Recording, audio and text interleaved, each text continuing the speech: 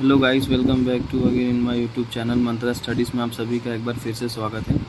Guys, आज हम इसके अंदर देखेंगे कि फेरिंग्स क्या होता है। फेरिंग्स जो है ये एक हमारे रेस्पिरेटरी सिस्टम का एक पार्ट है।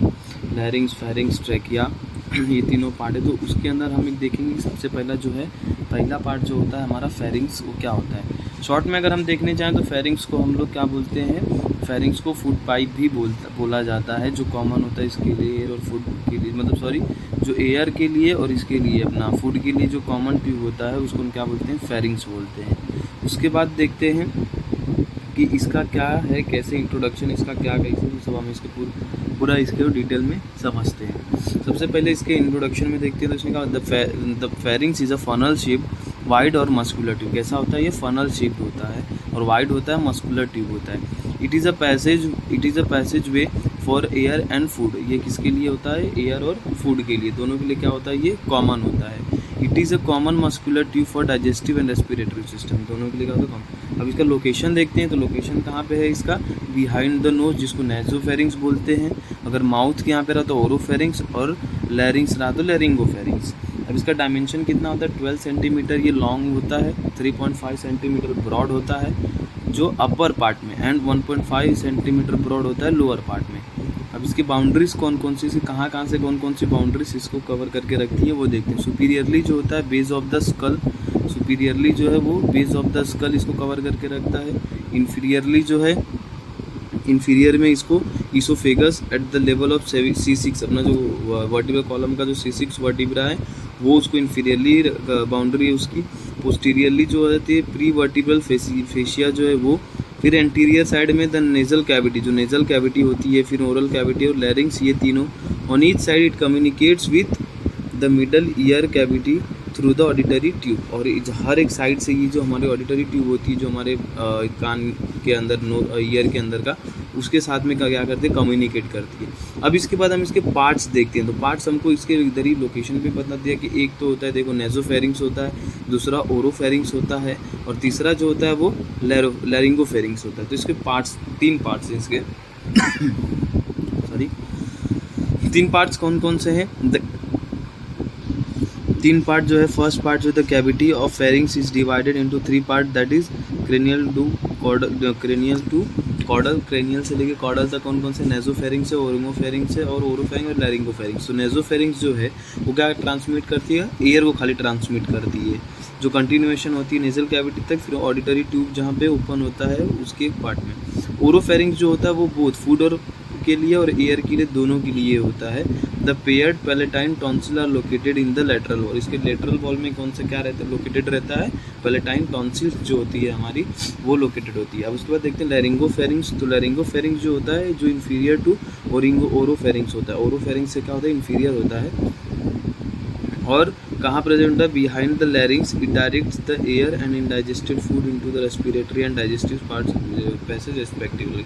और ये क्या डायरेक्टली क्या करता है, जो एयर को और जो भी इनडाइजेस्टेड फूड रहते हैं उनको क्या करता है, एयर को रेस्पिरेटरी ट्रैक के अंदर डालता है और फूड को क्या करता है, डाइजेस्टिव सिस्टम के अंदर डालता है। तो ये हमारे पार्ट्स हो गए। हमने इंट्रोडक्शन देखा, फनल शेप्ड होता है, इसका मस्कुलर ट्यूब होता है, और दोनों के लिए कॉमन होता है, फूड के लिए और एयर के लिए। फिर लोकेशन इसका जो था बिहाइंड द नोज अगर रहेगा तो इसको नेजोफेरिंग्स बोलेंगे, माउथ के यहाँ पे रहेगा तो ओरिंगोफेरिंग्स बोलेंगे, और लैरिंग्स के यहाँ रहेगा तो लैरिंगोफेरिंग्स बोलेंगे।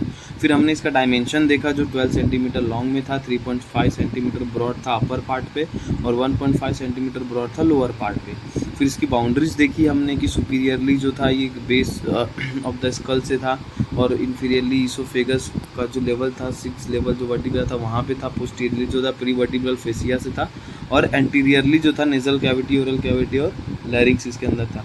और इसकी जो हर एक साइड होती है वो कम्युनिकेट करती है मिडल ईयर की कैविटी से, जिसको ऑडिटरी ट्यूब बोलते हैं। अब इसके बाद हम देखते हैं इसका ब्लड सप्लाई कैसे होता है। ब्लड सप्लाई जो है इसका असेंडिंग जो होता है, ascending pharyngeal branch of the external carotid artery. Ascending जो असेंडिंग पार्ट होता है इसका वो कैरोटिड आर्टरी से होता है, और टॉन्सिलर ब्रांचेस जो होती है वो फेशियल आर्टरी से होती है, और डॉर्सल लिंगुअल ब्रांचेस जो होती है वो लिंगुअल आर्टरी से, और जो ग्रेटर पैलेटाइन होता है वो ब्रांच ऑफ मैक्सिलरी आर्टरी से होती है। अब ये अपने वेंस का, इनका वेंस का ड्रेनेज कहाँ पे होता है, वो फेशियल वेन में एक होता है, और एक होता है इंटरनल जुगुलर वेन में होता है। और उसके बाद लिम्फेटिक ड्रेनेज जो होता है इसका रेट्रोफेरेंजियल डीप सर्वाइकल लिम्फ नोड के अंदर होता है।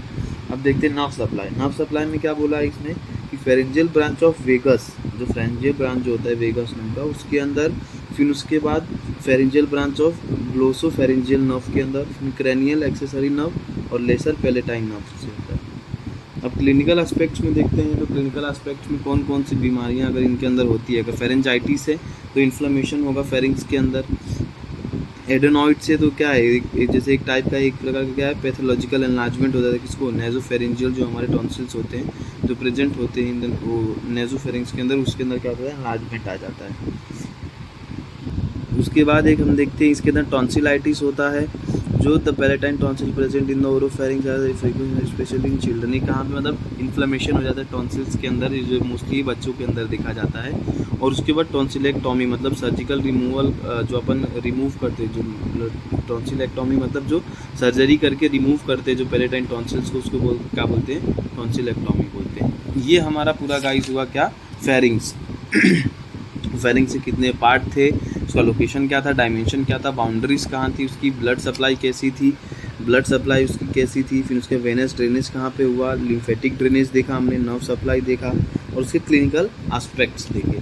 So thank you so much guys. अगर आपको ये लेक्चर पसंद आया तो वीडियो को लाइक करिए, चैनल को सब्सक्राइब करना ना भूलें, तो सपोर्ट करिए guys. Thank you so much guys.